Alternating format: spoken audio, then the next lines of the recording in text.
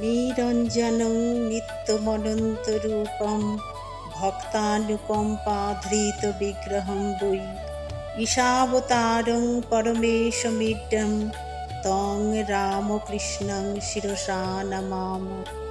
ঠাকুর মা ও স্বামীজিকে আমার ভক্তিপূর্ণ প্রণাম জানিয়ে আজ পাঠ করব পরম পুরুষ শ্রী শ্রী রামকৃষ্ণ, পর্ব নম্বর 32।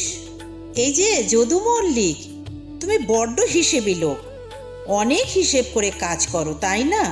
সেই বামুনের গরু, খাবে কম নাদবে বেশি, আর হুড়হুড় করে দুধ দেবে। কি বললেন? তুমি বড় অন্যমনস্ক, ঈশ্বর চিন্তায় নয়, বিষয় চিন্তায়। কোন ব্যঞ্জনে নুন হয়েছে, কোন ব্যঞ্জনে হয়নি, এ তুমি বুঝতে পারো না। কেউ যদি বলে দেয় এ ব্যঞ্জনে নুন হয়নি, তখন করে বলো হয়নি নাকি, তখন তোমার হুঁশ হয়। কেউ না বলে দিলে আপনিই বলে দিন। তুমি সেই রামজীবনপুরের শিলের মতো, আধখানা গরম আধখানা ঠান্ডা। ঈশ্বরেও মন আছে, আবার সংসারেও মন আছে। 16 আনা গরম করে দিন। অসম্ভব, কথা দিয়ে কথা রাখো না কেন? বাড়িতে যে চণ্ডীর গান দেবে বলেছিলে, তা হলো কই? কতদিন কেটে গেল, অনেক ঝঞ্ঝাট, নানা ঝামেলা। তুমি পুরুষ মানুষ তো বটে, তবে কথা রাখবে না কেন? পুরুষ মানুষের এক কথা, কি মানো? তা মানি বই কি। তা যদি মানো, সেই মান সম্বন্ধে যদি হুঁশ থাকে, তবে তো মানুষই হয়ে যেতে। মান, হুঁশ, মানুষ। আর পুরুষ কাকে বলে? পুরুষের সম্পদ কোথায়? যদু মল্লিক তাকাতে লাগলো এদিক ওদিক। কথায় বলে হাতির দাঁত, আর পুরুষের বাত। এক কথার মালিক যে সেই পুরুষ, এই সেই যদু মল্লিক।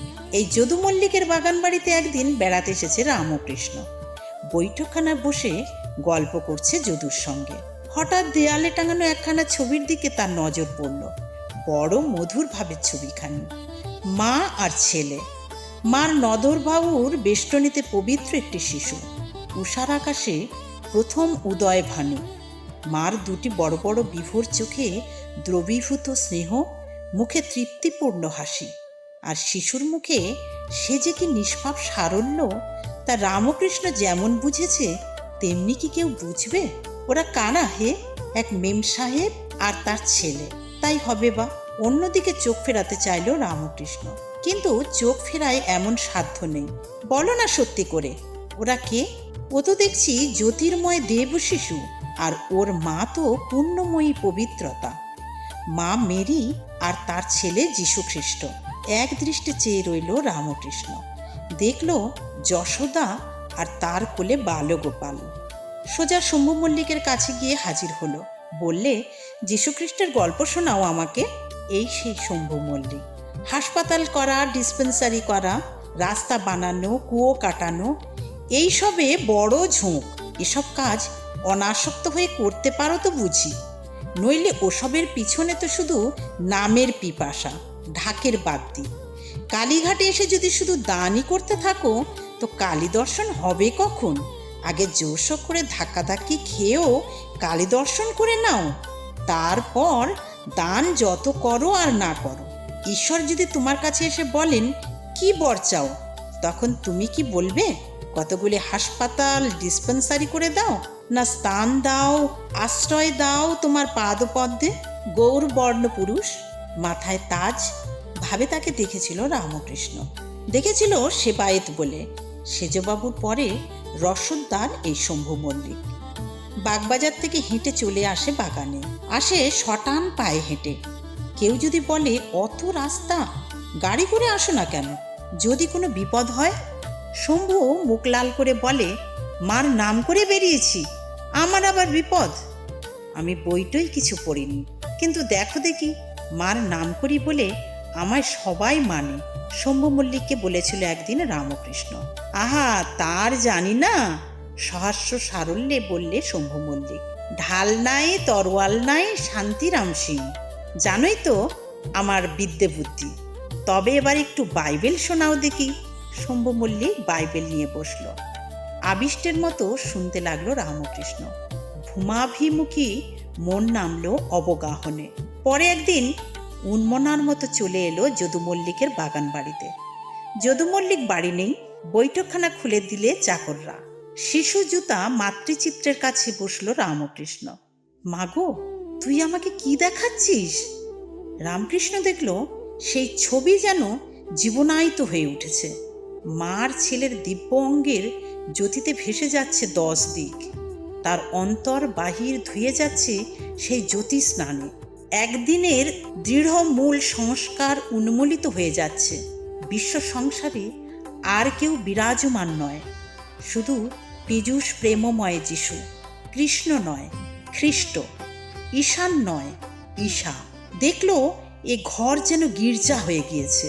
নানা ধূপ দীপ মোমবাতি জেলে ব্যাকুলতার মুখমূর্তি হয়ে প্রার্থনা করছে পাদ্রীরা। সামনে ক্লেশ ভারক্লিষ্ট অথচ অক্লিষ্ট কান্তি দেবতা। কে তুমি? পরম যোগী, পরম প্রেমিক। কে তুমি? আদিত্য বর্ণং তমস পরস্তাৎ। সংসার দুঃখ গহন থেকে জীবের উদ্ধারের জন্য বুকের রক্ত ঢেলে দিলে।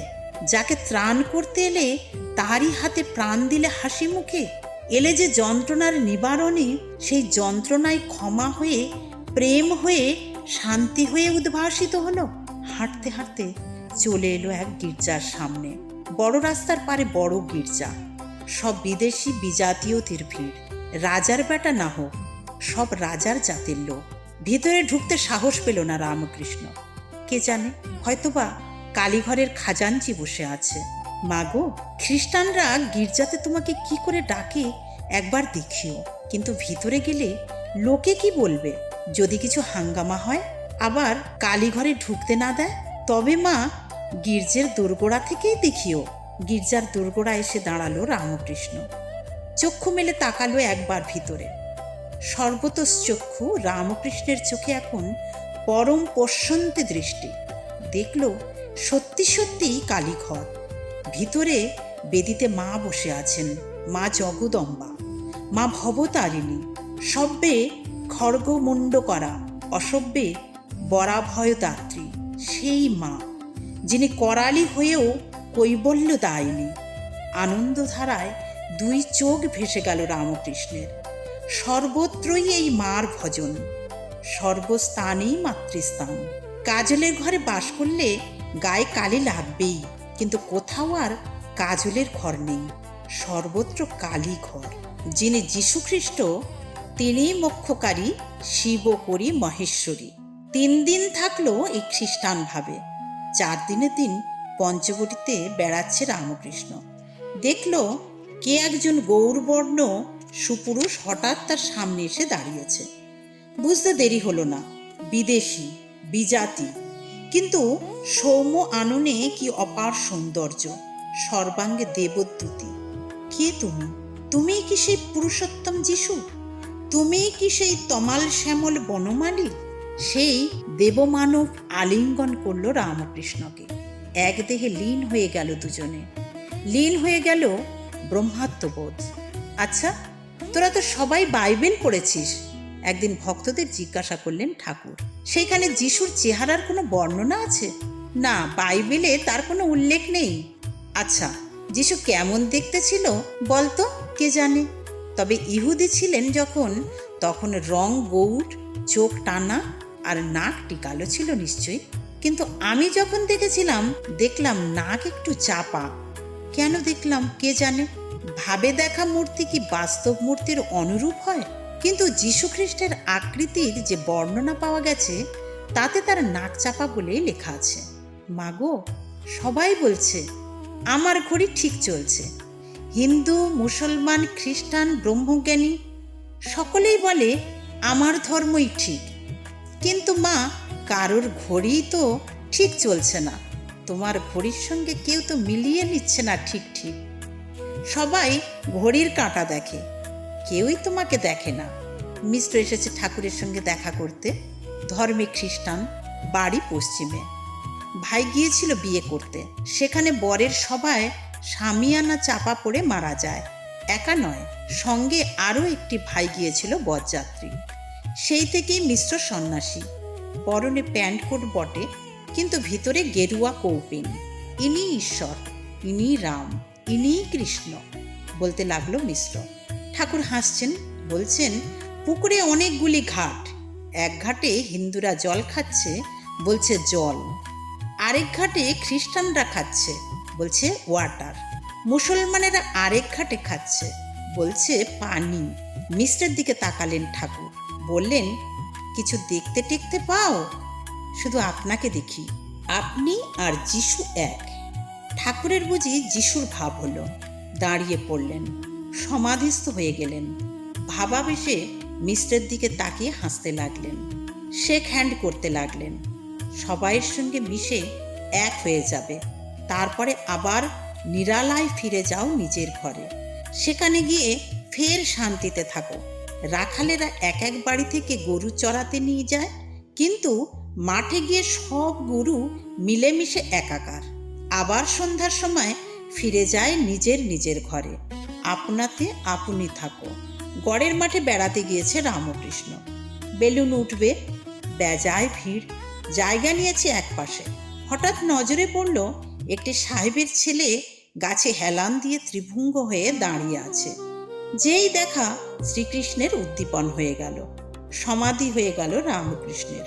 উলোর বামন দাস ঠিকই বলে, বাবা, বাঘ যেমন মানুষ ধরে, তেমনি ঈশ্বরই একই ধরে রয়েছেন।